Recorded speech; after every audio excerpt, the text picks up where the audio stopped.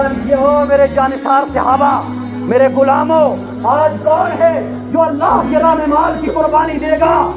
تو سارے صحابہ نے اپنے اپنے انداز سے قربانیاں پیش کر دی. کسی نے 10,000 کا مال کیا، کسی نے جو تھا پیش کر دیا. ادھر رات کا وقت ہے، حضرت عائشہ ابو بکر کی بیٹی ہے. ابو بکر رات کو پورے گھر کے اندر بےتاب ہے، بستر سے اٹھ کے ڈھونڈ رہے ہیں. حضرت عائشہ نے کہا، او میرے ابا ابو بکر کیا ڈھونڈ رہے ہو؟ میرے آقا سے ابو بکر کیا فرماتے ہیں، او میری بیٹی عائشہ، آج مجھے رسول اللہ صلی اللہ علیہ وسلم نے صحابہ کی محفل میں فرمایا ہے، او لوگو کل جنگ پر جانا ہے، جنگ کی تیاری کرنی ہے، مال کی بڑی ضرورت ہے، کون ہے جو اللہ کے راہ میں قربانی کرے گا؟ اور میری بیٹی عائشہ، سارے کا سارا مال میں نے تیار کر لیا ہے، یہ سب رسول اللہ کی جان پر میں قربان کرنے کے لیے تیار ہوں، لیکن مجھے ایک چیز نہیں مل رہی ہے. اللہ اکبر. حضرت عائشہ فرماتی ہے، او میرے ابا ابو بکر کیا چیز نہیں مل رہی ہے؟ ابو بکر فرماتے ہیں، عائشہ میں نے سوئی رکھی تھی، جو کپڑے سلائی کرتے ہیں، کہا میں نے یہ سوئی رکھی تھی اور وہ سوئی میں نے نہ جانے کہاں پہ رکھ دی اور مجھے وہ مل نہیں رہی ہے، اور میں یہ بھی نہیں مناسب سمجھتا کہ رسول اللہ نے کہا لا اللہ کے راہ میں قربان کرنے کے لیے اور میرے گھر کے اندر ایک سوئی بچے. آج ابو بکر اپنے گھر کی سوئی تک لے کر رسول اللہ کے قدموں میں حاضر کرے گا. اللہ اکبر. آخر سوئی بھی مل گئی. ابو بکر سونے لگے، لیکن آرام نہیں آیا کہ میرے آقا نے فرمایا ہے کہ بڑے مال کی ضرورت ہے، کون اللہ کی راہ میں قربانی دے گا؟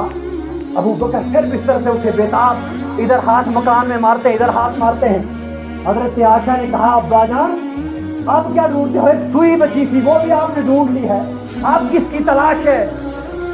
ابو بکر فرماتے ہیں، بیٹی عائشہ ادھر میرے آقا نے کہا ہے لاؤ اللہ کے راہ میں، آپ کیا دو گے؟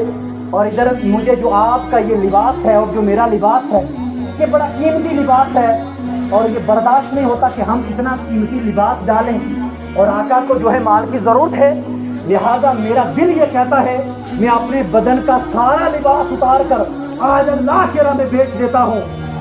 یہ کہنا تھا، آپ نے اپنا قیمتی لباس بیچا، بیچ کر وہ رقم بھی آپ رسول اللہ صلی اللہ علیہ وسلم کی بارگاہ میں پیش کی. اب آپ نے کون سا لباس لگایا؟ ٹانٹ کا لباس لگایا، ٹوٹا پھٹا ٹانٹ کا لباس خریدا اور اپنے جسم پر جو ہے ڈالا، اور ادھر رسول اللہ صلی اللہ علیہ وسلم کی بارگاہ میں حاضر ہو گئے. تو آپ جب ابو بکر رسول اللہ کی بارگاہ میں حاضر ہوئے، اس سے پہلے جبریل آمین حاضر ہو گئے.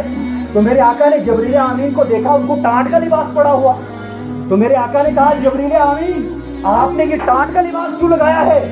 کہا، میرے آقا ابھی آپ کی بارگاہ میں وہ عاشق آ رہا ہے جس عاشق نے اپنی جوانی، اپنا بڑھاپا، اپنا مال، اپنی دولت، اپنے بچے سب تیرے قدم پہ قربان کر دیا ہے، اور آج اس عاشق نے تیری محبت کے اندر اپنے لباس بھی بیچ کر ٹانٹ کا لباس لگایا ہے.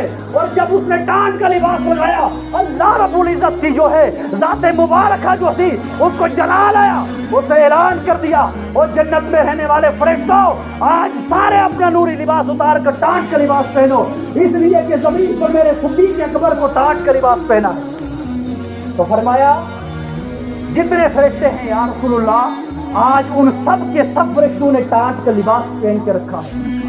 اور یہی صدیق اکبر آپ صلی اللہ علیہ وسلم مسجد نبوی کے منبر پر تشریف فرما تھے، فجر کی نماز ادا کی. آپ صلی اللہ علیہ وسلم نے فرمایا، اور کون ہے جس نے آج کسی ایک بیمار کی فجر کی نماز سے پہلے عیادت کی ہو؟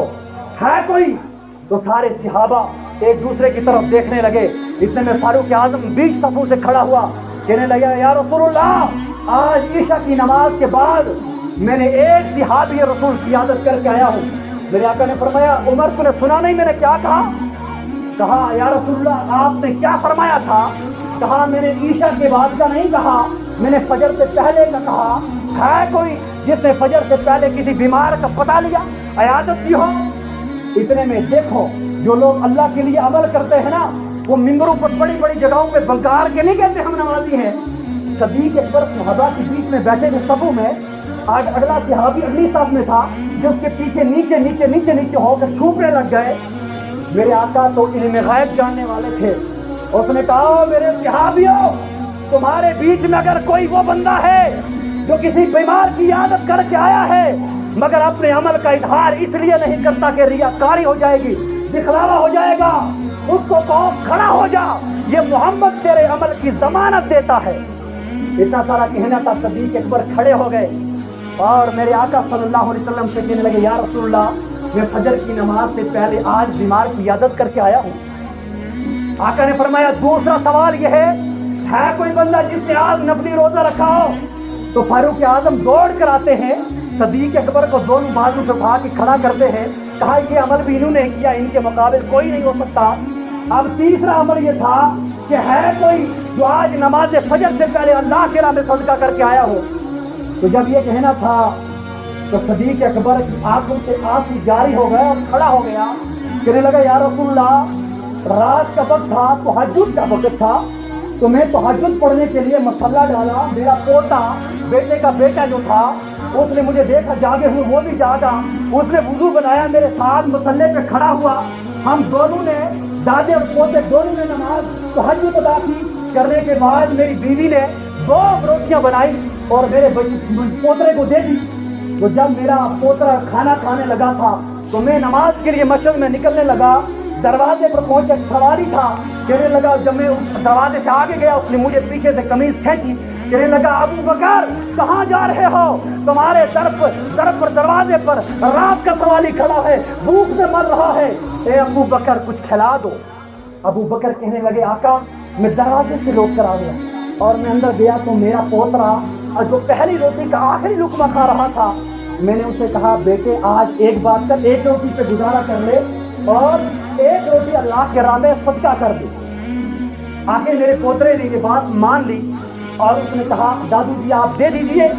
تو میں نے وہ روٹی اٹھائی اور اس مانگنے والے بخاری کے گول میں ڈالی اور میں نکل آیا. آقا جب میں اس دروازے سے گزرا تو وہ جس کو میں نے کھلایا تھا وہ ہاتھ اٹھا کر دعا کر رہا تھا میرے لیے. آقا اور کوئی صدقہ تو میں نے نہیں کیا.